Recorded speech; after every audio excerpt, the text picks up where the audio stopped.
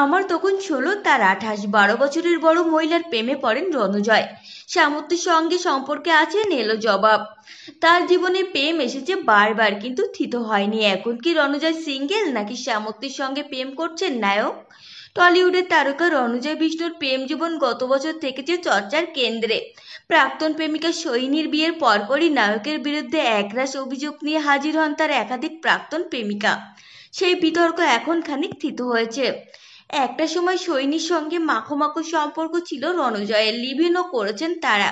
কিন্তু সেই সম্পর্ক আজ অতীত। গত বছর শোভনে বাধা পড়েন সৈনী। এখন তার সুখী দাম্পত্য। ওইদিকে রণজয়ের সঙ্গে তার গুড্ডির নায়িকা সামর্থ্যের প্রেম নিয়ে চর্চা অন্তহীন।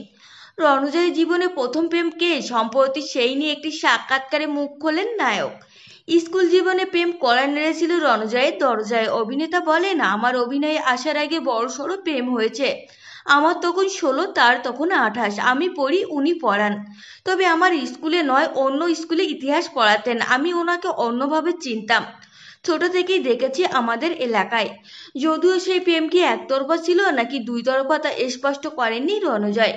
প্রাক্তন সৈনিয়ের বিয়ের পর কোনো রকম যোগাযোগ হয়েছে? রণজয় জানান, না, হওয়ার কথাও নয়।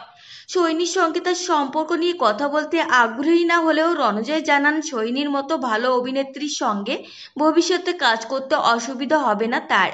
অভিনেতা বলেন, উনি একজন অনবদ্য অভিনেত্রী, আমি ওনাকে সম্মান করি। আমি অবশ্যই চাইবো ওনার সঙ্গে কাজ করতে। সামর্থ্যের সঙ্গে কি প্রেম চলছে রণজয়ের? অভিনেতা বলেন, এটা প্রেম সম্পর্ক সময় বলবে, মানে সময় আসলে আমি বলবো। তো ফ্রেন্ডস, এই ছিল আজকের ভিডিও। আপনাদের যদি এই তথ্যগুলো ভালো লেগে থাকে অবশ্যই ভিডিওটিকে একটি লাইক করবেন আর চ্যানেলটিকে সাবস্ক্রাইব করে সঙ্গে থাকবেন।